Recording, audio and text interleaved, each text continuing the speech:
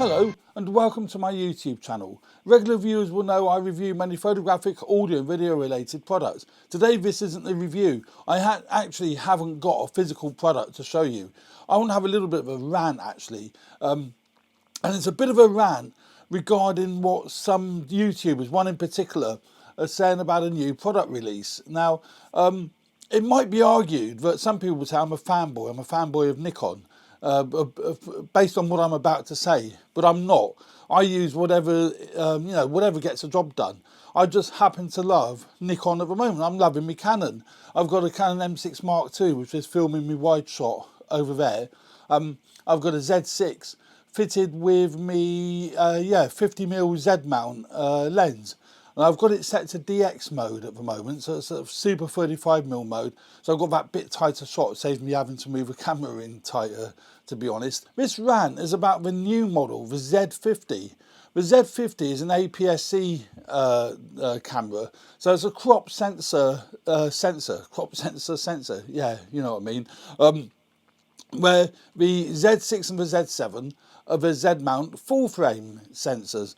Now, there's a chap by the name of Tony Northrop, who is a very well-respected YouTuber. He's got a very well-respected channel, and him and Chelsea do produce some excellent content for people to see. And they're very influential because people will make judgment on what they're going to buy based on what reviewers say. If reviewers say a product's pretty naff, that will massively affect sales, not only for the retailer, but for the manufacturer as well. Now, Tony actually said in his video about the Z50, he actually recommends people shouldn't buy it. And I thought that was a little bit unfair, well, incredibly unfair, for a number of reasons. Firstly, he hasn't got the right to say that. I genuinely believe that. He hasn't even tested one yet. He hasn't actually handled one yet. So what right has somebody got to say, don't buy it unless you've actually used it? At least, had a play with it.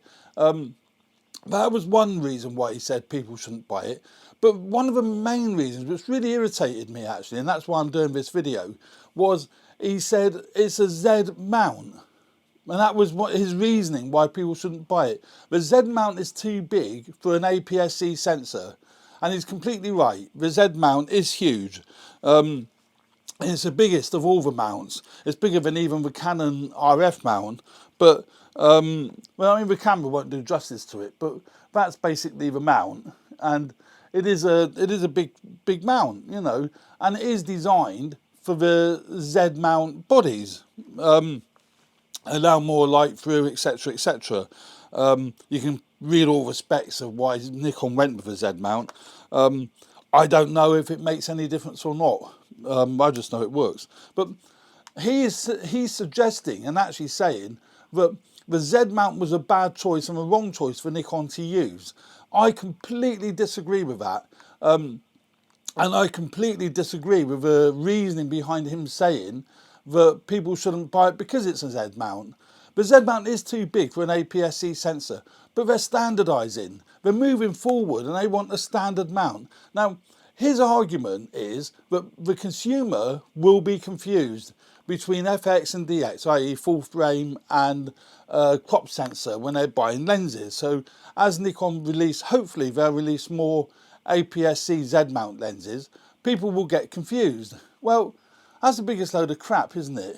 Do you not think so? And I'll tell you why that's a load of crap. Because although the consumer will get confused, but every other manufacturer's done the same thing. He's singling out Nikon as though they're the only manufacturer that have done this. No, they're not. And they're actually one of the last manufacturers to do this. Sony done it with the E-mount. So you've got the E-mount works with their cinema range cameras like the Venice, the FS7, FS5, etc. As well as the full frame cameras, the A7 range, and their APS-C cameras, the 6500, 6300. So when you're buying lenses for a Sony APS-C body, it's E-mount, but you've got to decide which one of the full frame lenses, which ones are the crop sensor lenses. And when you're looking through Amazon and eBay, it's bleeding confusing, trust me, because I've done it. And then you look at Canon, which is even more confusing, because they've got 3 mounts. Canon have got the M mount, the EF mount, and the EF mount I think is the full frame. Is it the EFS, which is the APS-C? So you've got 3 types of lenses that you get confused on when you're buying Canon. Look at Pentax. Pentax have got the K mount. It's the 1 mount, K mount, same as the Nikon Z mount. But that works with their APS-C cameras and the K1, the full frame cameras. So again, you've got to decide which lenses you're buying for the right body. Where else can we go? I mean, there'd be other, so that's Pentax, obviously now Nikon, Sony, Canon.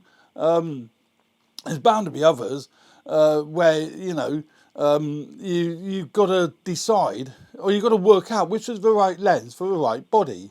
Now, with Sony and with Canon, it doesn't really make any difference. If you stick a full frame lens on a crop sensor body, it will still work, although you've got to take into account the crop factor. But it will work beautifully, it will work fine. He also suggests that the image quality will be worse by sticking a full frame lens on. I mean, you know, will it or won't it? I don't think it will. I genuinely don't think it will. So there we go, that's my rant basically. I've actually pre-ordered my Z50 and I've pre-ordered it with the FTZ adapter. You know, the Z6 is serving me fantastically. I'm using it all the time for my videos. I get some amazing photographs with it. I love the Nikon Z system. That's basically my rant. The Z50 I think will be a great complement to Nikon's lineup. Time will tell as to how successful it will be. I think Nikon know what they're doing. Well, I hope they know what they're doing. And, you know, there we go. So that's my thoughts on the Z50. I would say to everyone, if you like the look of it, pre-order it. Or get down to a camera shop when it's released and play with it, you know. Great camera, I think it will be. So there we go. That's my thoughts on the Nikon Z50 and why you should actually buy a Z50. Thanks very much for watching. I hope you found this useful. I enjoy making these videos. And if you enjoyed this video, please hit the like button. If you found if you found it useful, hit the like button. And if you like this channel and you haven't already subscribed, please subscribe. It means a lot to me. It makes me well worthwhile doing them. Thanks very much. See you again soon. Bye for now.